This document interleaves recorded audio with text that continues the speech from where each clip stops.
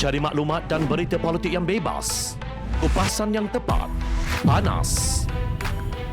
Dapatkannya secara eksklusif hanya di Jom Channel.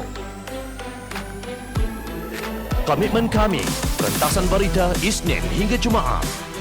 Berbicara dan isu semasa, kami garapkan secara langsung. Panel-panel berkaliber dan profesional. Interaktif, pandangan anda kami raikan. Jangan lupa bersama kami di setiap hujung minggu dalam edisi khas mingguan. Jom Channel, moving forward, sharing a new experience.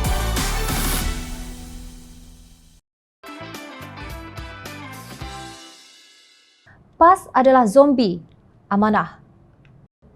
Apa yang tidak dituduh kepada kerajaan Pakatan Harapan? Liberal, gagal menjaga Islam. Orang Islam terpinggir, bukan Islam menguasai kerajaan. Semua cukup, kata Peguam Hisham Fauzi.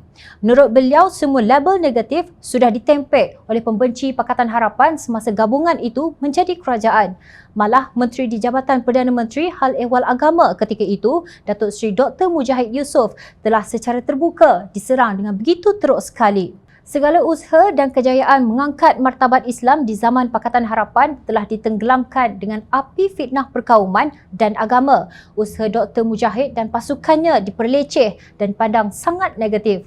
Sedangkan pada hakikatnya di zaman Pakatan Harapan, 2 akta baharu dan 1 pindaan akta lama demi memperkasa Islam siap tanpa sebarang bangkangan dari mana-mana parti komponen Pakatan Harapan, tanpa perlu sebarang perhimpunan di mana-mana padang, kata bekas pegawai khas Menteri Hal Agama di era Pakatan Harapan itu di Facebooknya. Beliau berkata pada 10 April 2019, Dewan Rakyat telah meluluskan RUU Pentadbiran Undang-Undang Islam Kurungan Wilayah-Wilayah Persekutuan Kurungan Pindaan 2018. Pindaan melibatkan kepentingan Ma'had Tahfiz di Malaysia. Pada 31 Julai 2019 pula, Akta Profession Guaman Syar'i 2019 siap dibentang di Parlimen dan lulus. Manakala RUU Wakaf 2020 pula siap digubal, sudah masuk dalam agenda sidang Parlimen yang sepatutnya bermula 9 Mac 2020. Malangnya 24 Februari 2020, tebuk atak berlaku dan Kerajaan Pakatan Harapan jatuh.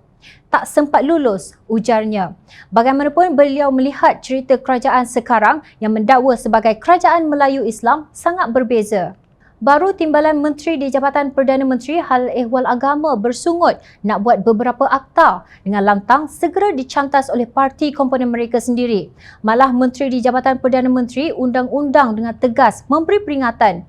Disokong Menteri di Jabatan Perdana Menteri Hal Ehwal Sabah dan Sarawak yang berkata, setakat ini RUU yang dicadangkan berkaitan agama Islam oleh Timbalan Menteri di Jabatan Perdana Menteri Hal Ehwal Agama tidak pernah dibawa ke Kabinet sama ada untuk perbincangan atau persetujuan. Presiden PBS juga menyuarakan bantahan yang sama. Ketua Menteri Sabah juga bersuara tidak setuju, tegas Hisham. Menurut Hisham, 18 bulan sudah berlalu begitu sahaja di bawah kerajaan sekarang tanpa ada sebarang hasil demi meningkatkan kedudukan Islam di Malaysia. Slogan yang diteriakkan ternyata hanya tinggal retorika kosong penyedap telinga ketika ceramah, katanya. Hisham membandingkan hasil yang dibuat oleh kerajaan 22 bulan Pakatan Harapan dengan kerajaan sekarang yang telah masuk bulan ke-19 tetapi masih belum menatijahkan apa-apa. Dan tidak nampak sebarang tanda-tanda bakal ada sebarang hasil kecuali menanam tebu di bibir mulut sahaja, ujarnya. 2 ahli jawatankuasa pimpinan amanah, Ustaz Rizwan Abu Bakar dan Muhammad Faiz Fazil setuju bahawa PAS hanya bermain dengan sentimen agama. Rizwan berkata, PAS pernah berkata, hudud nyawa PAS. Namun kini, PAS tidak membawa nyawanya di dalam Kabinet Kerajaan Perikatan Nasional dan kerajaan sekarang. Singgahsana kuasa, dia tidak membawa bersama nyawa dia. Makhluk yang tak bawa nyawa ni, dia macam mana ni? Dia mati ke ataupun dia macam mana? Jadi saya nak sebut tuan-tuan, kepada ahli-ahli PAS khususnya, PAS sudah mati jiwa dia. Zombie ya Ustaz? Ya, itulah PAS, parti zombie sekarang ni. Tegasnya. Beliau berkata demikian dalam forum bersama Faiz secara live di Facebook yang bertajuk Dulu Lain, Sekarang Lain. Faiz pula berkata PAS bersekongkol dengan UMNO dengan dongeng bahawa Islam terancam. Beliau berkata rakyat harus memahami agenda politik mereka. Menurut Faiz, berbeza dengan Pakatan Harapan yang cuba memenuhi janji-janjinya. Beliau berkata Pakatan Harapan menjanjikan supaya umur mengundi diturunkan kepada 18 tahun. Pakatan Harapan telah menunaikan janji tersebut. Pakatan Harapan, ketika mana kita nak menuju PIL 14 itu, kita ada agenda kita ada manifesto kita. Ada yang kita janjikan apa dia? Undi 18. Karena kita jadi kerajaan, kita buat. Kita usaha.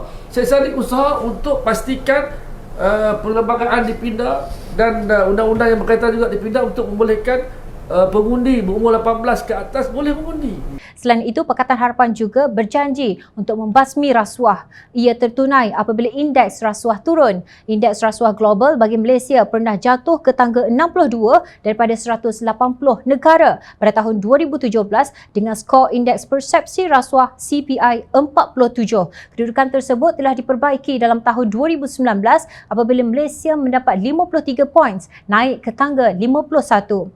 Itulah pencapaian Pakatan Harapan yang diiktiraf masyarakat antarabangsa. PAS mahu meminda Akta 355 sehingga berdemonstrasi di Padang Merbuk tetapi gagal untuk melaksanakannya walaupun sudah menjadi kerajaan. Semua tindak tanduk pemimpin PAS itu dinilai oleh rakyat sebagai kerajaan gagal. Ingat, rakyat sentiasa memerhati.